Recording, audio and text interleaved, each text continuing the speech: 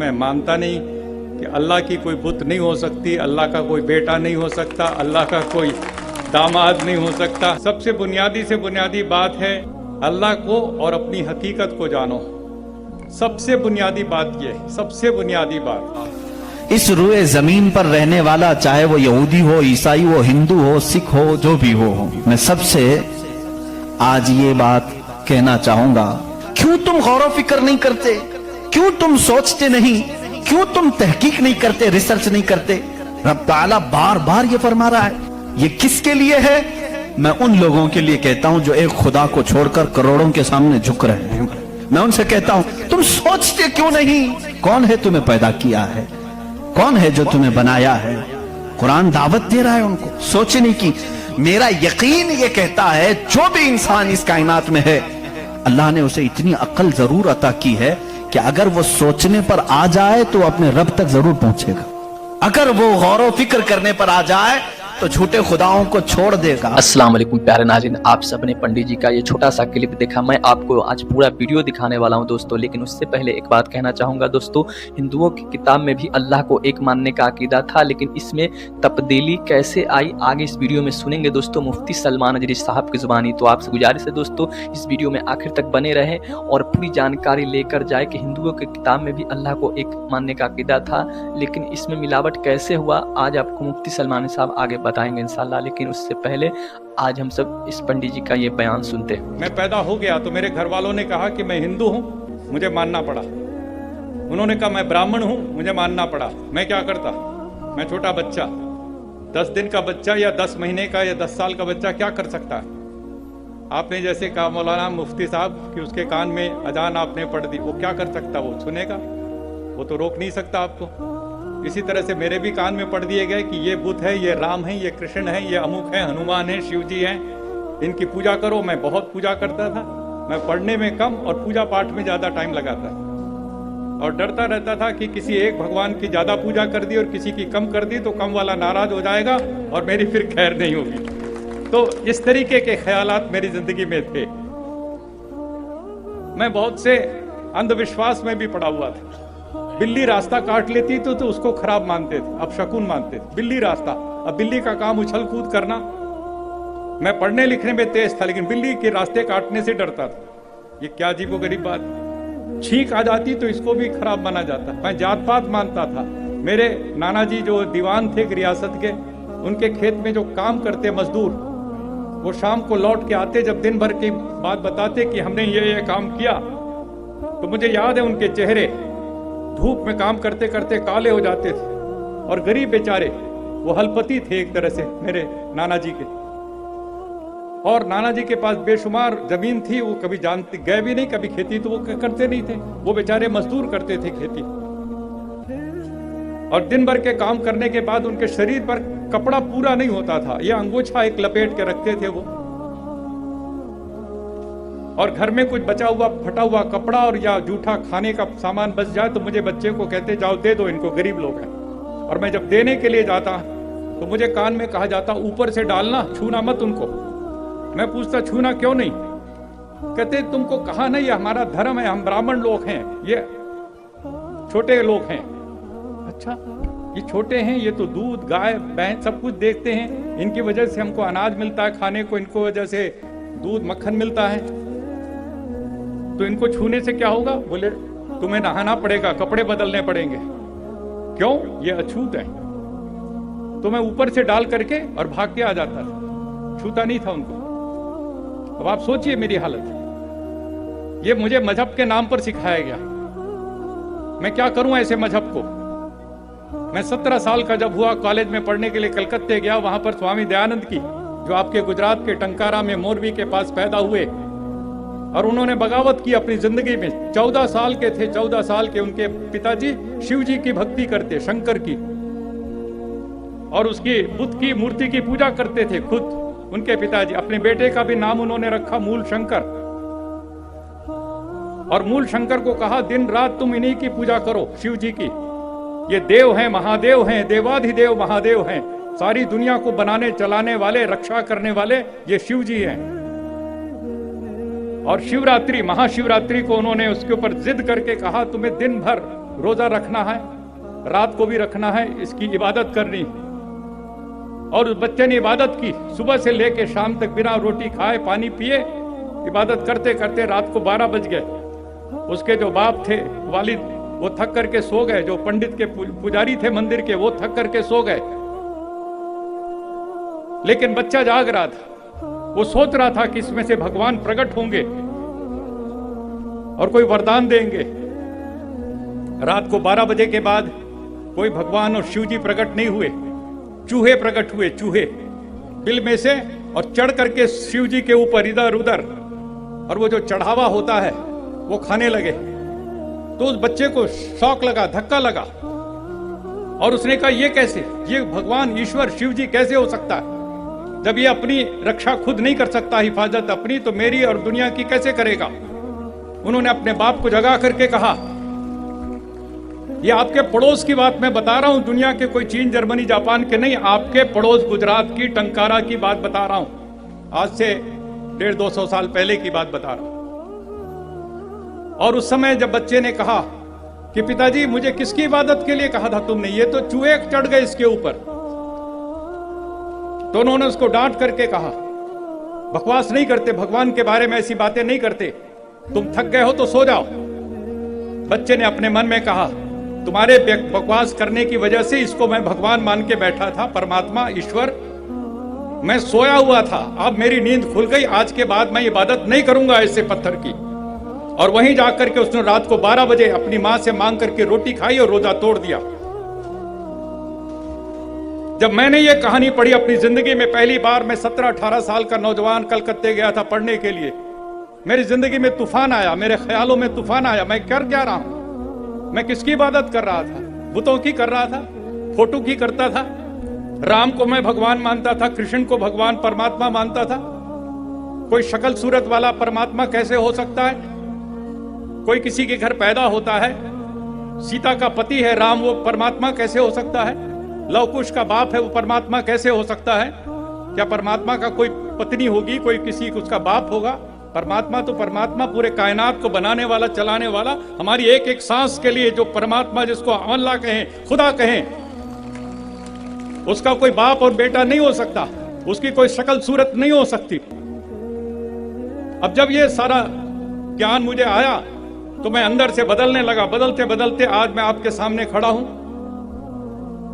आज की तारीख में आप मुझे पूछेंगे कि तुम्हारा मजहब क्या है, अग्निवेश, तो मैं बड़े अदब से आपसे कहूंगा, मैं कोई हिंदू नहीं हूं, ना मैं कोई मुसलमान हूं, मैं अदद एक इंसान हूं। अजीजान गिरामी, गौर व फिक्र करने की जिसके अंदर आदत होगी, वो अंधविश्वास, सिर्फ फैले हुए बेयकीनी पर ईमान नहीं लाएगा। आज भी बहुत सारे ऐसे न्यूट्रल किस्म के लोग हैं जो मुसलमान नहीं हैं, मैं जानता हूं उनको, वो खुद आइडल वर्शिपर्स नहीं हैं, वो खुद इस बात का इनकार करते हैं कि अपने हाथों से बनाई हुई चीज की इबादत कैसे की जाए। हम उस पावर को मानते हैं जो हमारी आंखों में नहीं आता मगर हम सबको देख रहा है। ऐसे लोग भी हैं। हाँ, अगर कोई इस तरह का मुआहिद है, वो अल्लाह की वहदानियत को तस्लीम करता है, तो उसके हिदायत की भी उम्मीद है। मैं ये कह रहा था, आसमानों और जमीनों में अल्लाह ने फरमाया मेरी निशानियां हैं। गौर व फिक्र करना चाहिए, निशानी कैसे? पूरी दुनिया के बहुत तरक्की याफ्ता साइंस से मेरा ये चैलेंज है, मेरी ये बात का ये चैलेंज है, बहुत तुमने तरक्की की, लेकिन एक ऐसी छत बना करके दिखाओ जिसका कोई पिलर ना हो, हवा में छत कायम करके दिखाओ, और वो भी इतनी मोटी होनी चाहिए, इतनी मोटी कि जिसके बारे में हुजूर अकरम सल्लल्लाहु अलैहि वसल्लम ने फरमाया कि उसकी मोटाई 500 साल अगर कोई घोड़ा दौड़े तो तय ना हो पाए। वो आसमान की मोटाई। मैं उतनी मोटाई की बात नहीं करता हूं, 1 किलोमीटर चौड़ी ही कोई बना करके दिखाते हैं। साइंस हमारा बहुत तरक्की कर चुका है, नहीं बना सकोगी, लेकिन कायनात की इस पूरी जमीन पर अल्लाह रब्बुल इज्जत ने एक छत हमारे सरों पर रखी है, और सबको मालूम है वो छत कैसी है, बगैर पिल्लर वाली। कहीं उसको सुतून देखा आपने? अल्लाहुल्लज़ी रफ़अस समावाति बिगैरि अमदिन तरौनहा, कुरान कहता है वो अल्लाह ही है जिसने बगैर सुतून के आसमानों को बनाया, और तुम भी उसको देख रहे हो। कुरान चैलेंज कर रहा है, तुम भी उसे देख रहे हो। और हैरत की बात यह है, हमारे पिल्लर वाली छत पिल्लर वाली छत के बारे में तो यकीन होगा अब ये गिरेगी नहीं, लेकिन अगर ये तड़कने लगे कहीं से, आवाजें आने लगे, हम भाग करके कौन सी छत के नीचे जाते हैं? पिल्लर वाली छत से हमको खौफ लगता है आजकल गिर ना जाए, और पनाह लेने के लिए उस छत के नीचे जाते हैं जिसका कोई पिल्लर ही नहीं। अल्लाह की निशानियां हैं इसमें। अल्लाह रब्बुल इज्जत फरमाता है तुम देख रहे हो इन आसमानों को हमने कैसे कायम किया है। अब इसकी तहकीकात जो एस्ट्रोनॉमी पढ़े हुए हैं वो जानते होंगे, इल्म फलकियात उसको कहते हैं, आसमानों का इल्म, ये भी अभी सबको पूरा हासिल नहीं हो सका। जो हमारी नजरों में नजर आ रहा है ये तो धुआं है, बादल है, आसमान तक पहुंचने के लिए पता नहीं कितना सफर। और इसमें अल्लाह रब्बुल इज्जत ने सितारों के एक ऐसे झुरमुट को रखा है। आसमान कितना चौड़ा है, कितना लंबा है, गेस कर सकते हैं हम? कभी गेस करेंगे आप? मैं सिर्फ एक हिसाब बताता हूं। उस आसमान में अल्लाह ताला फरमाता है कुल्लुन फी फलकिन यस्बहून, सूरज, चांद, जितने भी गैलेक्सी के स्टार्स हैं, तारे हैं, ये सब आसमान में तैर रहे हैं। अल्लाह फरमा रहा है सूरह यासीन की आयत से, ये सब आसमान में तैर रहे हैं, लटक रहे हैं। अच्छा, जिस पर लटक रहे हैं जाहिर सी बात है वो बड़ा होना चाहिए। अब वो कितना बड़ा होगा? वो छत की चादर कितनी बड़ी जिसपे सूरज भी लटक रहा है, चांद भी लटक रहा है। हमने साइज पूछा साइंसदानों से, साइज पूछा कि ये कितने बड़े बड़े हैं जो आसमान में लटक रहे हैं। तो उन्होंने कहा सबसे करीब जो हमारा सितारा है, सैयारा है, जमीन से जो सबसे करीब सैयारा है वो चांद है। और सूरज का क्या हाल है? कहा सूरज जमीन से 13 लाख गुना बड़ा है, 13 लाख गुना बड़ा। अब यहां हमारी अकलें शशदर हो जाती हैं, किसी के पास कैलकुलेटर भी नहीं, कितना हिसाब करे? 13 लाख गुना बड़ा जमीन से, हमारे तस्वुर में नहीं आता। वो कहां लटक रहा है? आसमान में। चांद इससे 50 गुना बड़ा है जमीन से, वो कहां है?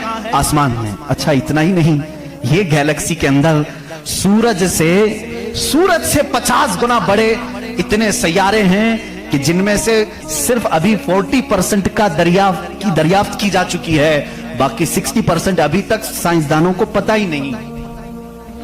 सूरज से 50 गुना बड़े सैयारे और मौजूद हैं। पूछा ये सब कहां है? ये भी आसमान में है। इसीलिए मेरे मौला ने फरमाया बेशक आसमानों की पैदाइश में उसकी बड़ी निशानियां हैं। अब मेरे अजीजों, आओ, तुम्हें अपने घर की छत डालने के लिए कितने दिन लगते हैं, कितने वर्कर लगते हैं, कितने मजदूर लगते हैं, क्या क्या इसके लिए सामान लगते हैं, ये सब तुम्हें मालूम है जिन्होंने छतें डाली। अब इतनी बड़ी छत जिसने कायम की है, जिसमें लाखों गुना बड़ा जमीन से सूरज भी है, चांद भी है, गैलेक्सी के और स्टार्स हैं, वो खुदा फरमा रहा है आसमान को, जमीन को किस तरह से उसने बनाया। कुरान में है सिर्फ 6 दिन में इन दोनों की पैदाइश हुई है। उससे भी बल्कि अल्लाह ताला फरमाता वजअलल अर्ज़ फी यौमैन, अल्लाह ने जमीन को 2 दिन में पैदा फरमाया, आसमान को। और इसमें जितनी सजावट है, सजावट क्या है? ये पूरे समंदर को रब फरमा रहा है वो जमीन की जीनत है, जितने दरख्त हैं वो जमीन की जीनत हैं। और आसमान की जीनत क्या है? चांद है, सूरज है, सितारे हैं। ये सब 4 दिन में बने, कुल 6 दिन में इनकी पैदाइश हुई है। कुल 6 दिन में इनकी पैदाइश हुई है। यहाँ हमारी दुकान नहीं बनती 6 दिन में। और वो खालिक कायनात फरमा रहा है 6 दिन में इस पूरी कायनात के जमीन और आसमान की पैदाइश हुई। तो क्या ये अल्लाह रब्बुल इज्जत की निशानियां नहीं है? गौर और फिक्र, तदब्बुर। मैं अगर सुनी हुई बातों पर यकीन नहीं आता कुछ लोगों को, क्योंकि वो साइंस के माहौल में आज जी रहे हैं, वो हर बात साइंस की यकीन के साथ मान लेते हैं। मैं उनसे ही कहता हूं अपने साइंसदान आकाओं से पूछें कि इस जमीन का हजम कितना बड़ा है, आखिर ये ठहरी कैसे है इतने दिन तक, या अब तक कायम कैसे है, ये हिलती क्यों नहीं है? अच्छा, उसके बाद रब ताला फरमाता है हमने इस जमीन को पानी पर बिछाया है। ऐ अल्लाह, तेरे अजाइब कुदरत अजीब दर अजीब हैं, कितने अजीब हैं। आपसे मैं कहता हूं हौज में या मस्जिद का भी हौज है, जाओ एक चादर उसके ऊपर बिछाओ, टॉवेल लेकर के बिछाओ, कितनी देर तक वो पानी पर खड़ा रहेगा। टॉवेल, चादर, इसकी मोटाई कितनी है? बहुत पतली सी है, वो mm में आएगी, लेकिन वो आपके इस पानी पर ठहर नहीं सकती। अगर आप कहें मोटी चीज में बिछाऊं, मोटी चीज बिछा करके दिखाओ, कितनी देर वो रुक सकेगी? नहीं रुक सकेगी। और ये अल्लाह ने कुरान में फरमाया हमने पानी पर जमीन को बिछाया, और इसका इनकार साइंस भी नहीं कर रही है। साइंस भी यही कहती है जमीन को जितनी जगह से खोदा जाए पानी ही है। हम भी तो बोरवेल जो निकालते हैं, जमीन को खोदने के बाद पानी आता है। अब पानी पर इस जमीन को बिछाया रब तबारक व तआला ने, कितना वजन ये उठाई हुई है, कितना वजन उठाई हुई है। सबसे बड़ा वजन तो उन मुशरिकीन का है जो उस रब को नहीं मानते। ये धरती का बोझ इनको कहते हैं, ये सबको उठाई हुई है। पता नहीं कितने करोड़ों टन इस पर वजन है ये, लेकिन कभी भी हिलती हुई नजर नहीं आती। लेकिन उसको भी कुरान में अल्लाह फरमा रहा है, हमने इस जमीन को हिलने से रोकने के लिए जगह जगह पर पहाड़ों को मेख बनाकर गाड़ दिया। वल जिबाल औतादा, और पहाड़ों को हमने मेख बनाकर गाड़ दिया है। अब इसकी तहकीक इस जमाने में, मैंने अपने पढ़ने के जमाने में इसकी एक तहकीक अपने उस्ताद के पास पढ़ी थी। सफा मरवा के बारे में इख्तिलाफ चल रहा था। सऊदी यहूदी हुकूमत ने सफा मरवा को पूरी तौर पर खत्म करने की नापाक कोशिश की और अलग से उन्होंने मसआ बनाया सही करने का। तो इख्तिलाफ उलमा में था कि इन्होंने ज्यादा चौड़ा कर दिया। उसी जमाने में यह तहकीक हुई, पहाड़ जो है इसका वजूद जमीन पर कैसा होता है। इन सऊदियों ने कहा पहाड़ ऐसा ऊपर शेप में ऐसा होता है, ट्रायंगल होता है, ऊपर से कोना होता है, नीचे चौड़ा होता है। इन सऊदियों ने कहा नीचे भी ये जड़ें छोड़ता है, फैलता हुआ जाता है, जैसे दरख्त ऊपर होता है और नीचे उसकी जड़ें फैली हुई होती हैं। तो इन्होंने कहा नीचे भी वो पहाड़ का हिस्सा है, इसलिए हमने बाजू में भी रास्ता बनाया ताकि सफा मरवा की सही अगर हो रही है तो वो पहाड़ों के बीच में ही हो रही है। मेरे उस्ताद गिरामी मिस्र के हैं, उन्होंने पूरी इस पर तहकीक के साथ किताब लिखी, चैलेंज किया, कहा पहाड़ों को अगर खोद करके देखो, हमारा यकीन ये कहता है। उन्होंने बहुत सारे दलाइल से साबित किया, पहाड़ ऊपर से जो इस तरह के शेप का होता है, ट्रायंगल ऊपर से, नीचे वो जड़ें नहीं छोड़ता, बल्कि अंदर जाते जाते और बारीक हो जाता है। अंदर बारीक होते होते होते बहुत पतला होकर नीचे तक जाता है। मैंने पूछा नीचे कितनी अंदर तक है? उन्होंने कहा जो पहाड़ तुम्हें ऊपर दिख रहे हैं ये पहाड़ का 1% है, बाकी 99% पूरा नीचे होता है।